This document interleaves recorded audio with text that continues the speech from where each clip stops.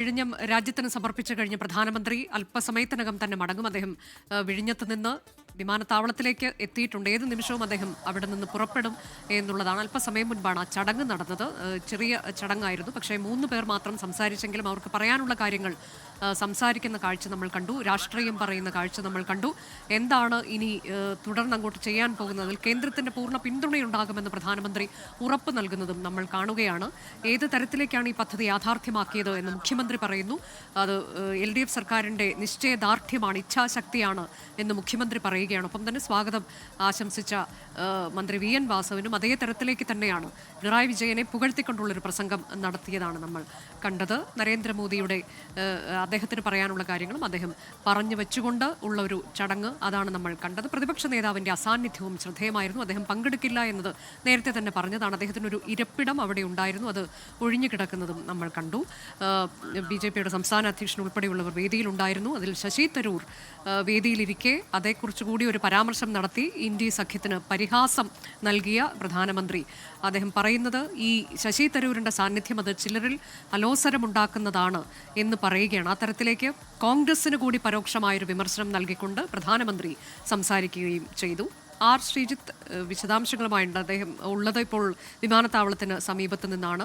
മുഖ്യമന്ത്രിയുടെ മടക്കത്തെക്കുറിച്ചുള്ള വിശദാംശങ്ങളാണ് ശ്രീജിത്ത് നൽകാൻ പോകുന്നത്. ശ്രീജിത്ത്, പ്രധാനമന്ത്രി ഇപ്പോൾ മടങ്ങാൻ തയ്യാറെടുക്കുന്നു. അദ്ദേഹം വിമാനത്താവളത്തിൽ എത്തിയിട്ടുണ്ട്. വിജയവാഡയിലേക്കാണ് അദ്ദേഹം പോകുന്നത്.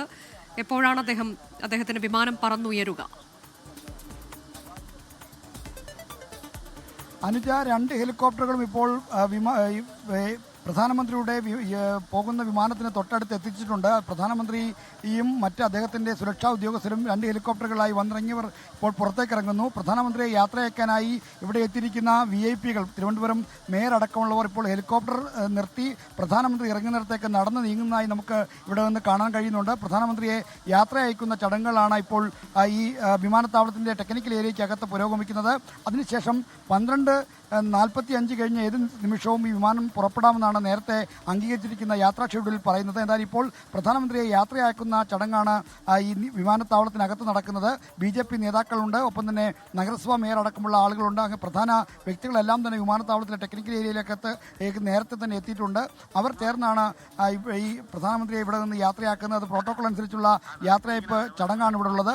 എന്തായാലും ആ ചടങ്ങുകളാണ് ഇപ്പോൾ നടക്കുന്നത്. പ്രധാനമന്ത്രിയും അദ്ദേഹത്തിൻ്റെ സുരക്ഷാ സേനാംഗങ്ങളും ഹെലികോപ്റ്ററിന് പുറത്തിറങ്ങി വിമാനത്തിലേക്ക് പ്രവേശിക്കാനുള്ള തയ്യാറെടുപ്പിലാണ്.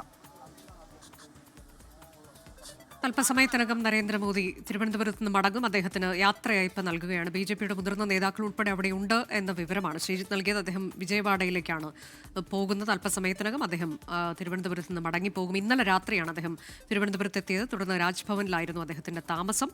ഇന്ന് വിഴിഞ്ഞം തുറമുഖം അത് നാടിന് സമർപ്പിക്കുന്നതിന് വേണ്ടി എത്തിയതാണ്.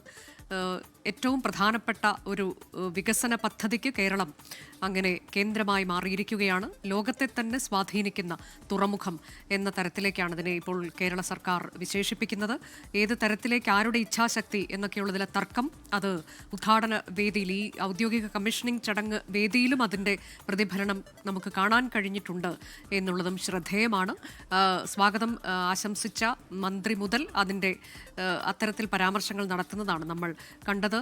പിന്നീട് ഇതിൻ്റെ പ്രവർത്തനം അത് പൂർത്തീകരിക്കുന്നതിലേക്ക് എത്തുന്ന ഘട്ടത്തിലുണ്ടാകുന്ന പ്രതിസന്ധികൾ അതൊക്കെ എങ്ങനെയാണ് മറികടന്നത് എന്നതുൾപ്പെടെ മുഖ്യമന്ത്രി വിശദീകരിക്കുന്നുണ്ടായിരുന്നു. എന്നാൽ ഒരു ഘട്ടത്തിൽ പോലും അദ്ദേഹം മുൻ മുഖ്യമന്ത്രി ഉമ്മൻചാണ്ടിയുടെ പേര് പറയാൻ തയ്യാറായില്ല എന്നതും ഇവിടെ ശ്രദ്ധിക്കേണ്ട കാര്യമാണ്. 96-ലെ ഇടതുപക്ഷ സർക്കാരിനെ കുറിച്ച് അദ്ദേഹം എടുത്തു പറയുന്നുണ്ട്. പിന്നീടുണ്ടായ ചില കാര്യങ്ങൾ, ഇതിൽ ഏത് തരത്തിലേക്ക് ചില ഘട്ടങ്ങളിലൊക്കെ ചില നടപടിക്രമങ്ങളിലേക്ക് പോയി എന്ന് പറയുമ്പോൾ 2015-ലെ കാര്യം അദ്ദേഹം പറയുന്നുണ്ട്.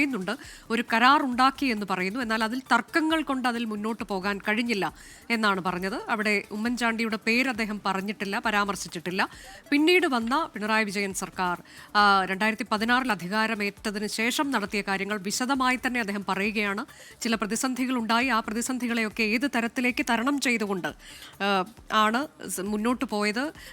2 തവണ തുടർച്ചയായി അധികാരത്തിൽ വന്ന LDF സർക്കാരിൻ്റെ ഇച്ഛാശക്തി എന്ന് പറയുന്നത് നമ്മൾ കേൾക്കുകയാണ്. അങ്ങനെ നമ്മൾ ഇതും നേടി എന്നാണ് മുഖ്യമന്ത്രി അദ്ദേഹത്തിൻ്റെ പ്രസംഗം ആരംഭിച്ചത് തന്നെ അങ്ങനെ പറഞ്ഞുകൊണ്ടാണ്. LDFിൻ്റെ ഇച്ഛാശക്തി എന്ന് പറഞ്ഞുകൊണ്ട് ഈ പദ്ധതി അത് ഏത് തരത്തിലേക്കാണ് തങ്ങൾക്ക് സ്വന്തമാണ്, തങ്ങളാണ് അതിൻ്റെ രക്ഷാധികാരികൾ, ആ പിതൃത്വം തങ്ങൾക്ക് അവകാശപ്പെട്ടതാണ് എന്നത് പറഞ്ഞു വയ്ക്കുന്ന മുഖ്യമന്ത്രിയാണ് നമ്മൾ കണ്ടത്. അങ്ങനെ വിഴിഞ്ഞം തുറമുഖം അത് രാജ്യത്തിന് സ്വന്തമായി.